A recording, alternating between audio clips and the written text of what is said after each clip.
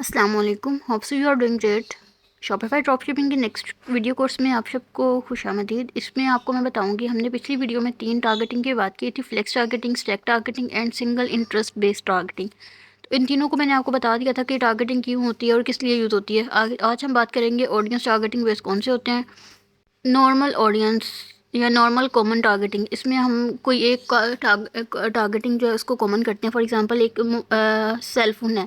अब cell phone को भी मोस्ट कॉमनली हम कहेंगे कि मतलब उसको मज़ीद स्पेसिफाई कर देंगे, जैसे एंड्रॉयड है तो इस फॉर्म में हम उसको लेंगे। और ये वाटर बॉटल है तो वाटर बॉटल की हम बता देंगे को किस तरह की वाटर बॉटल है, तो थोड़ा सा उसको सिंपली कर देंगे नॉर्मल वे में। तो ये जो टारगेटिंग होती है ये कॉमन टारगेटिंग है, जो नॉर्मल टारगेटिंग होती है।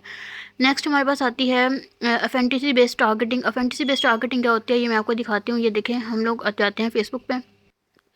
हम जाते हैं सबसे पहले ऑडियंस इंसाइट्स पे। ऑडियंस इंसाइट पे जाके मैं डाउनवर्ड जो है वो ड्रैग करूँगी, तो यह देखें हमारे पास ऑडियंस इंसाइट्स आ गया। इसके राइट क्लिक करेंगे और इसको ओपन करते हैं और यहाँ पे हम थोड़ी सी रिस्ट्रिक्शंस लगा देंगे।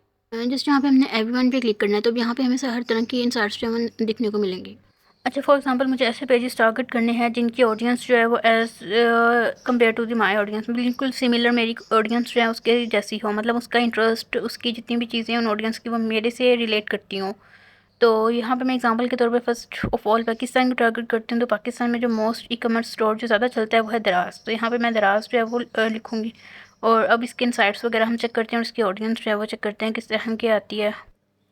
फॉर एग्जांपल मैं यहाँ पे लिखती हूँ दराज ऑनलाइन शॉपिंग, तो ये देखिएगा मेरे पास जो इनसाइट्स दिखाएंगे वो तो एक दराज की तो ऑडियंस दिखाएंगे ही दिखाएंगे, लेकिन दराज के साथ सिमिलर ऑडियंस और किन किन साइट्स की है वो भी पेजेस मुझे वहाँ पे शो करवा देगा।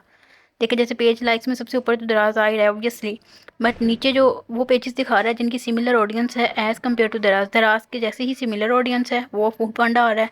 बाकी जितने भी और नीचे पेजेस हैं उन सब की सिमिलर ऑडियंस है, लेकिन इनकी अपनी भी तो कोई ख़ास ऑथेंटिक ऑडियंस होगी ना। तो इस तरह में 3 टाइप्स की जो है वो ऑडियंस होती है, hot, cold and warm. Cold audience वो होती है जो पहली दफ़ा आपका ऐड देख रही है। हॉट ऑडियंस वो होती है जिन्होंने एक दफ़ा परचेज़ कर लिया होता है। और वार्म ऑडियंस वो होती है जो इंटरेस्टेड होते हैं आपके प्रोडक्ट में, जिन्होंने क्लिक किया होता है आपके पेज पे, मीन्स जो रेगुलर देखते रहते हैं एड्स आपके। नेक्स्ट हमारे पास आता है कंपटीशन बेस्ड टारगेटिंग के। कंपटीशन बेस्ड टारगेटिंग कौन सी होती है, तो ये हमारी टारगेटिंग में एक ब्रांच है, एक टाइप कह लें। ये बहुत फेमस टाइप है, उसको बहुत ज़्यादा यूज़ किया जाता है। इसमें हम स्पेसिफिक उन कंपनीज़ को टारगेट करते हैं जिनकी सिमिलर होती है, मतलब कंपटीशन में हम देखते हैं। तो यहाँ पे मैं सबसे पहले यूनाइटेड स्टेट लिखती हूँ, मतलब हमें यूके की मार्केट को टारगेट करना है और मुझे यूके की मार्केट में टॉयज़ को टारगेट करना है। तो मैं यहाँ पर लिखती हूँ टॉयज़, मतलब हम बच्चों की जो है किड्स की एक स्पेसिफिक कैटेगरी को टारगेट कर रहे हैं। तो मैं इसमें देखूंगी कि मेरा कंपटीटर कौन है। फॉर एग्जांपल अगर पाकिस्तान में देखा जाए तो दराज एक बहुत बड़ी ई कॉमर्स प्लेटफॉर्म है, तो मैं एज अ कंपटीटर अपने दराज को लूँगी कि मेरे कंपटीटर पे दराज है। तो इससे बेहतर जो फॉर्म होता है वो हमें गूगल प्रोवाइड करता है। तो यहाँ से मैं गूगल से रिजल्ट लेती हूँ कि top e commerce stores in United state of toys. तो ये मुझे टॉयज़ के काफ़ी ज़्यादा स्टोर्स जो ई कॉमर्स के रिलेटेड जो है वो गूगल मुझे दिखा देगा। अब एक यहाँ पे नेम था लिटिल टाइक्स। तो मैं लिटिल टाइक्स को यहाँ पे कॉपी करके यहाँ पेस्ट करूँगी ना, तो मुझे लिटिल टाइक्स और इसके रेलिवेंट जितने पेजेस हैं मुझे टॉयज़ के रिलेटेड वो सारे यहाँ पे शो करवा देगा। तो यहाँ पे मैं मज़ीद इस तरह अपने कम्पिटिटर्स को भी फाइंड आउट कर सकती हूँ इजीली गूगल के थ्रू। और यहाँ से उनके पेजेस के नेम्स और उनके अंदर जो उन्होंने लिंक वगैरह ऐड किए होते हैं, डिफरेंट पेजेस को जो है वो कनेक्ट किया होता है, तो उनको भी मैं यहाँ पर कॉपी करके डायरेक्ट यहाँ पेस्ट करूँगी, तो मुझे इसके रेलिवेंट रिजल्ट काफ़ी ज़्यादा शो करवा देगा। यहाँ से मैं इजीली जो कंपटीशन बेस्ड टारगेटिंग कर सकती हूँ। नेक्स्ट हमारे पास आती है सजेशन बेस्ड टारगेटिंग। अब मैं आपको सजेशन बेस्ड टारगेटिंग बताने लगी हूँ। फॉर एग्जांपल यहाँ पे देखें फेसबुक, मैंने जानना है कि किन किन और मार्केट प्लेस को टारगेट कर रहा है, तो मैं यहाँ पे सर्च करती हूँ अमेज़ॉन। तो मुझे डिफरेंट और भी ई कॉमर्स प्लेटफॉर्म्स जो है उनकी सजेशंस प्रोवाइड कर देगा, जैसे ईबे है, विलमार्ट है, अलीबाबा है और भी डिफरेंट ई कॉमर्स जो स्टोर्स हैं। उसने मुझे ऑटोमेटिकली इसकी सजेशंस दे दिए हैं कि ये आप सजेस्ट कर सकते हैं इनमें से अगर आपको रेलिवेंट को चाहिए। तो इस तरह से हम सजेशन बेस्ड टारगेटिंग कर सकते हैं। आगे नेक्स्ट हमारे पास आता है लोकलाइज बेस्ड टारगेटिंग, जिसमें हम 1 to 6% टारगेटिंग जो है वो करते हैं। लोकलाइज बेस्ड, अब ये मैं आपको बताती हूँ। आपको मैंने इसमें फेसबुक पिक्सल्स के बारे में बताया था, जिसमें हम कन्वर्जन रेट्स करते हैं। कन्वर्जन्स का मतलब ये नहीं होता कि आपने प्रोडक्ट को बाय करना है, ये नहीं होता। मैंने आपको समझाया था कि डीप डाउन जाके हमने किस तरीके से कन्वर्जन्स करने होते हैं, मतलब बटन ऐड करने होते हैं ऐड टू कार्ट में। तकरीबन 4 स्टेप्स में मैंने आपको सारा समझाया था। जस्ट वही इसका प्रोसीजर है। फॉर एग्ज़ाम्पल अब आपके पेज पे 400 से ज़्यादा जो परचेजेस हो गई हैं। अब आप फेसबुक को बताते हो कि इन 400 ज़्यादा जो आपकी परचेसेस हुई हैं इन और ऑडियंस को टारगेट करें और इसके रेलिवेंट मुझे ऑडियंस मज़ीद ला कर दें ताकि मेरी जो प्रोडक्ट है वो ज़्यादा से ज़्यादा लोगों तक पहुंच सके और वो उसे परचेज़ कर सकें। तो इन इवेंट्स को आप ट्रिगर करते हो और अपने फेसबुक को बताते हो।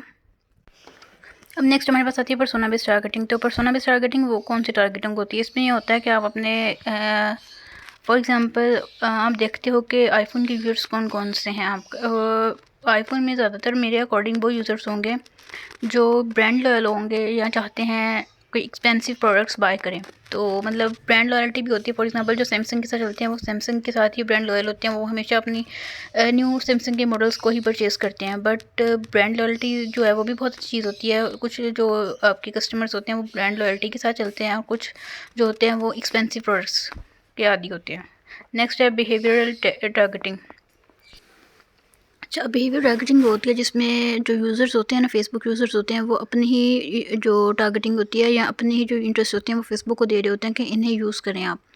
इन्फॉर्मेशन जो वो यूट्यूब को फेसबुक को दे रहे होते हैं। इसको आपने इंटरेस्ट बेस्ड टारगेटिंग के साथ मैच नहीं करना, दोनों डिफरेंट चीज़ें हैं, इनके साथ मिक्स नहीं करना। फॉर एग्जांपल अब रमज़ान आने वाला है तो ये रमज़ान के रिलेटेड देखें, रमज़ान ऑडियंस इंगेजमेंट है तो इंगेजमेंट के अकॉर्डिंग आप यहाँ पे डिफरेंट चीज़ों को जो है वो देखते हो और उसे हाईलाइट करते हो। तो ये होती है हमारी बिहेवियर बेस्ड टारगेटिंग, जिसमें सिर्फ हम बिहेवियर्स को नोटिस करते हैं, ये ऑडियंस के अकॉर्डिंग उनके बिहेवियर को देखते हैं।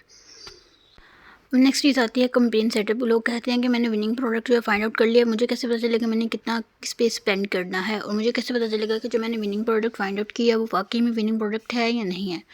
उसके लिए सबसे ज़्यादा मैं ये कमेंट करूँगी कि आप सबसे पहले प्रोडक्ट सिलेक्शन पे 40% आप अपना फोकस करें। ये सबसे इंपॉर्टेंट स्टेप होता है प्रोडक्ट को सिलेक्ट करने का। इस पर आपने ज़्यादा से ज़्यादा टाइम 40% इन्वेस्ट करना है।